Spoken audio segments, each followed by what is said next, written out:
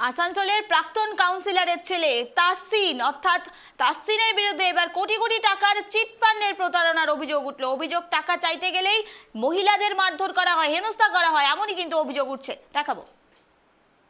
Chit fund কায়দায় কোটি কোটি টাকা হাতানোর অভিযোগ উঠল আসানসোলের প্রাক্তন কাউন্সিলর শাকিল আহমেদের ছেলে তাহসিন আহমেদের বিরুদ্ধে। অভিযোগ টাকা চাইতে গেলে মহিলাদের মারধর ও হেনস্থা করা হয়।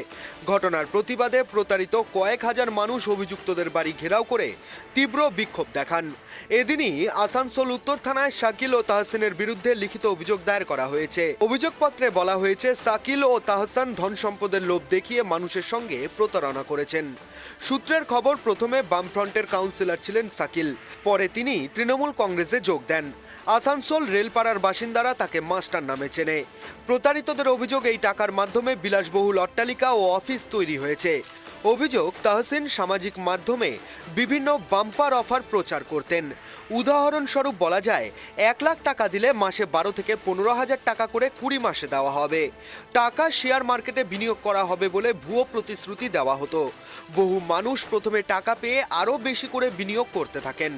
প্রতারিত মোহাম্মদ তারেক ও সুমিত শর্মার দাবি করেছেন, 3,000-এরও বেশি মানুষের কাছ থেকে কয়েকশো কোটি টাকা হাতিয়ে নেওয়া হয়েছে। ঘটনা হয়েছে বলুন। এখানে তাসসিন আহমেদ বলে একজন রেলপাড়ের লোক রয়েছে, যে ট্রেডিং একাডেমি মানে ট্রেডিং এর সূত্রে আমাদের কাছ থেকে অনেক পয়সা নিয়েছে।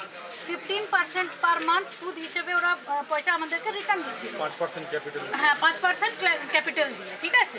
তো আমরা ওই 2025-এর ফেব্রুয়ারি পর্যন্ত আমরা পেমেন্ট পেয়েছি, তো আমরা ঠিকই ছিলাম। তারপর হঠাৎ করে আমাদের এখানে অ্যাক্সিডেন্টের অ্যাক্টিং করলো যে অ্যাক্সিডেন্ট হয়েছে আমরা তো ওর উপর আবার বিশ্বাস করলাম। বললো অক্টোবর পর্যন্ত টাইম চাই।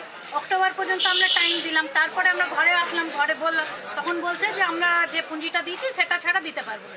তো সেই টাকাটাও আমরা রিফান্ড চাইছি। এখন বলছে ওরা পরের বছর টাইম লাগবে, আরও 1 বছর টাইম লাগবে। সবাইকে তো রাস্তায় এনে দাঁড় করে দিয়েছে। আমরা ঘরের গয়না বন্ধক দিয়েছি, পার্সোনাল লোন নিয়েছি, বাবা মার এফডি ভেঙে দিয়ে সব টাকাগুলো দিয়েছি। আর ওনারা ঘরের মধ্যে টাকা রেখে পরে ফুর্তি করছেন। সব ভাই ছেলে সব আমাদের সাথে ধাক্কাধাক্কি করেছে আমার সাথে। আমি এখনই রিটেন কমপ্লেন দিয়ে। ঘটনায় উঠে আসছে আরও চাঞ্চল্যকর অভিযোগ।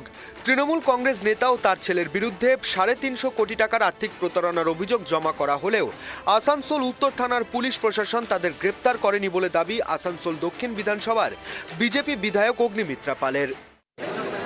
মমতা ব্যানার্জির সরকার জবাব দিতে হবে।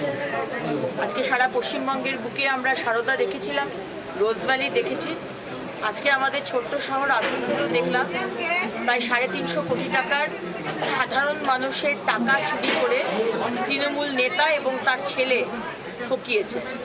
এবং এখনো অবধি কোনো অ্যাকশন হয়নি। এখনো অবধি আসানসোল নর্থ পুলিশ হাত গুটিয়ে বসে রয়েছে এফআইআর হওয়ার পরেও। আসানসোলের মানুষ তারা জবাব চায়, বাংলার মানুষ জবাব চায়। আজকে কুণালবাবু বলেছিলেন, সব থেকে বড় বেনিফিশিয়ারি সারদা চিউরি থেকে, সারদা কেলেঙ্কারি থেকে যদি কেউ হয়ে থাকে সেটা হচ্ছে মুখ্যমন্ত্রী মমতা বন্দ্যোপাধ্যায়।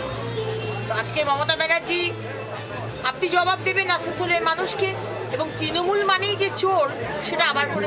বিষয়টি নিয়ে তৃণমূলের তরফে কি জানানো হয়েছে শুনে নেব। যে অভিযোগ উঠেছে তা আমাদের দলের সঙ্গে যার বিরুদ্ধে অভিযোগ উঠেছে তার কোনো সম্পর্ক নেই। যারা মনে করছেন যে কোনো অন্যায় হয়েছে বা তাদের উপরে কোনো বেআইনি কিছু হয়েছে, তাহলে আমাদের দলের পক্ষ থেকে আমি বলবো যে আপনারা প্রশাসনের কাছে আপনারা আপনাদের অভিযোগ জানান, এবং আমরাও দাবি করছি এরকম যদি কোনো ঘটনা ঘটেছে তাহলে যেন সেটা পুলিশই তদন্ত করে যথাযথ ব্যবস্থা নেয়। এদিকে রাজ্যের বিরোধী দলনেতা শুভেন্দু অধিকারী এই ঘটনার প্রেক্ষিতে কেন্দ্রীয় সংস্থা ইডিকে তদন্তের দাবি জানিয়েছেন। এই কেলেঙ্কারির মূল নেতা তাহসিন ও তার সহযোগীদের গ্রেপ্তারের দাবিও জানিয়েছেন তিনি। আর্থিক প্রতারণা ও হেনস্থার অভিযোগ পাওয়া গিয়েছে এবং তদন্ত চলছে বলে জানানো হয়েছে পুলিশ প্রশাসনের তরফে। আসানসোল থেকে শ্যাম দাসের রিপোর্ট, KTV বাংলা।